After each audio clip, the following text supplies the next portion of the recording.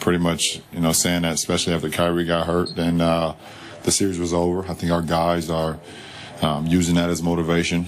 I use a little bit of it, but I have a lot of motivation already to just, be a part of the greatness and be a part of this and be a part of this atmosphere. And, and my motivation is to make sure that my guys are ready and prepared every night we step on the floor. And I have some other motivation that I won't talk about right now, but I have so many different things to worry about than, being an underdog or guys counting us out.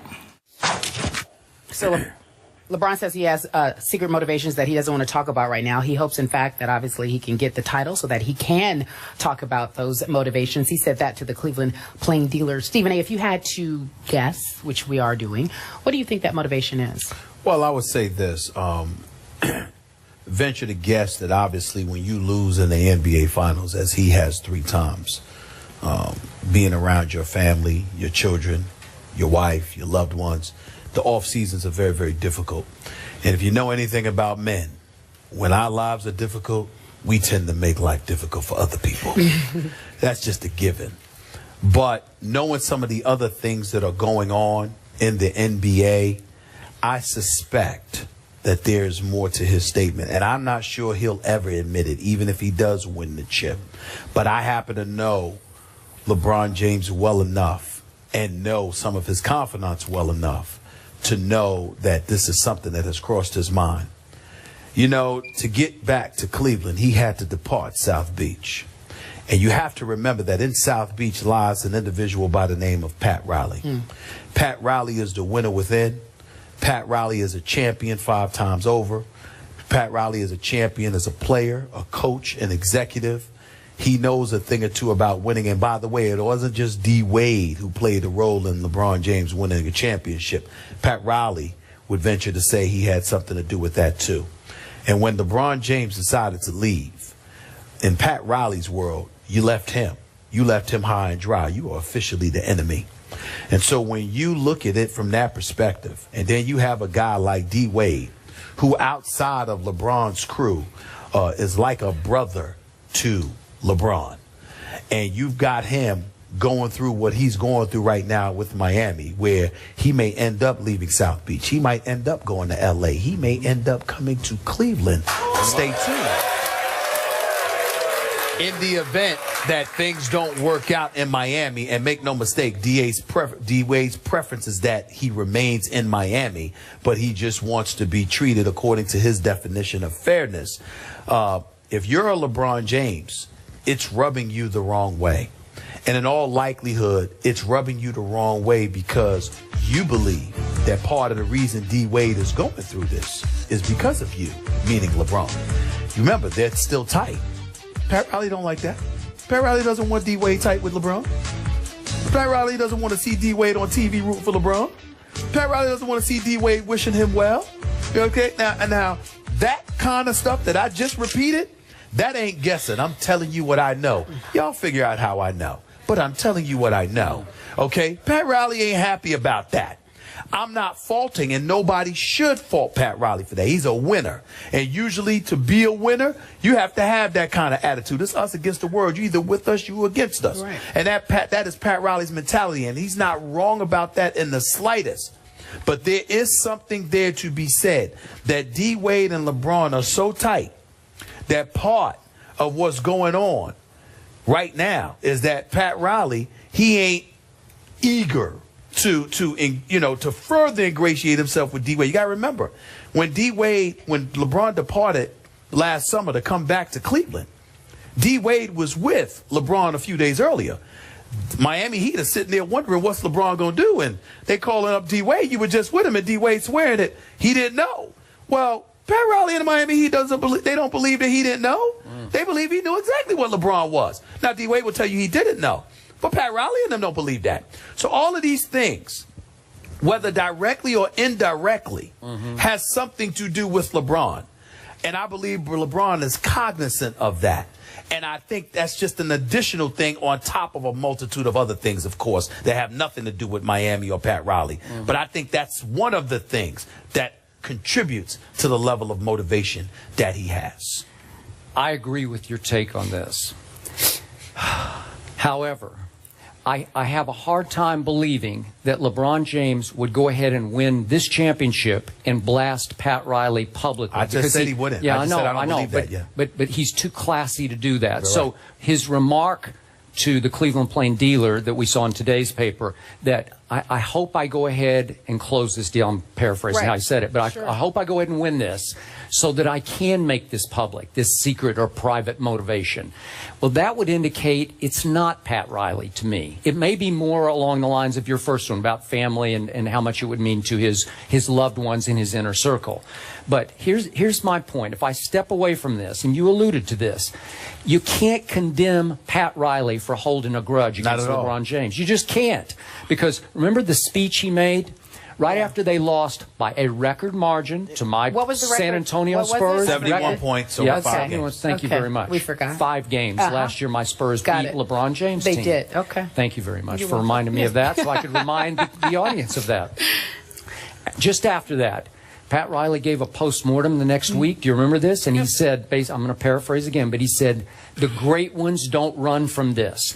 And he alluded to the Spurs, who the year before, thanks to Game 6 and Ray Allen. I do remember that. Yeah, had said, let's stay together, let's face it, and let's fix it. Let's right the wrong of Game 6, which did they ever right the wrong last year in the finals? So he was basically saying, I think directly to LeBron James, don't turn tail and run from this. You stay right here, you come back, and you fix it. And then remember, after LeBron left, remember the remark of a few weeks ago? We don't have any more smiling faces with hidden agendas. Boy, that was a shot at LeBron James. Wouldn't you agree? Yes. Okay. So, again, Pat Riley is the ultimate competitor on the level of a coach/GM. Yeah. And even as a player, I thought he was. He was an overachiever. But still, he is burning inside to get even with the king. You talk about don't hate the king, tell Pat Riley that. Listen, Pat Riley is one of those dudes. Pat Riley is one of those dudes where he's a winner, man. And he's the kind of guy where don't measure his LeBron success over Miami based on 1 year. Pat Riley's got to fight. Pat Riley was contemplating retirement until LeBron left. Yep. He's accomplished everything and stayed on and was ultra motivated because LeBron left. And I got news for y'all. If Chris Bosh hadn't gone down, Miami would have met Cleveland in the conference finals with Bosh, with Whiteside, with Luol Deng, with D. Wade, with Goran Dragic after they acquired. Pat Riley's not standing still. Miami's coming, okay? So, again, that kind of stuff is something that needs to be mentioned. The other part to it is this. Pat Riley has to accept this reality. The only reason LeBron ever went to South Beach to begin with is because of D. Wade. And in the end, one of the biggest reasons he left was because of Pat Riley. Now, again, he's classy where he's not going to admit stuff like that. But one of the biggest reasons he left was Pat Riley. And it's always about business with LeBron. And by the way, he's happy to be back. He plans on staying right here in Cleveland, hopefully for the rest of his career. But hold on. Let this organization act up. Let this organization for 1 second think that they can take him for granted. Let him go ahead and win, because you got to remember something. LeBron James is here to win a championship. He didn't promise you Cleveland forever. He promised you that he was coming back to bring the chip home. So the point is that if he wins the chip, all right, but the organization gets a bit bold and all of a sudden forgets that he's LeBron, all right, and think that they can act differently, don't think that he's stuck here. You better treat him right this time, because the last time he was here, the organization and some people associated with it didn't treat him with the respect and deference he deserved. He's cognizant of that. Okay, that's fine. My final point here is we part ways in our theory on one final point, and that's Dwayne Wade's role in this. Trust me on this. Dwayne Wade has mixed emotions because LeBron James, because of LeBron James leaving, remember, Dwayne took pay cuts. He sacrificed pay twice for LeBron James, to get him there the first time and then to keep him there. And LeBron left Dwayne a little high and dry, and now Dwayne is paying the price. And I agree with you. Pat is holding his feet to the fire. But trust me on this one. Dwayne Wade knows that he sacrificed for a LeBron who then went home, and that's fine. And God bless all of you because you deserve to have him back. But Dwayne Wade is still paying a price for that. Dwayne Wade may be paying a price, but Dwayne Wade is fully aware that LeBron James' departure had a hell of a lot more to do with Pat Riley than it had to do with him.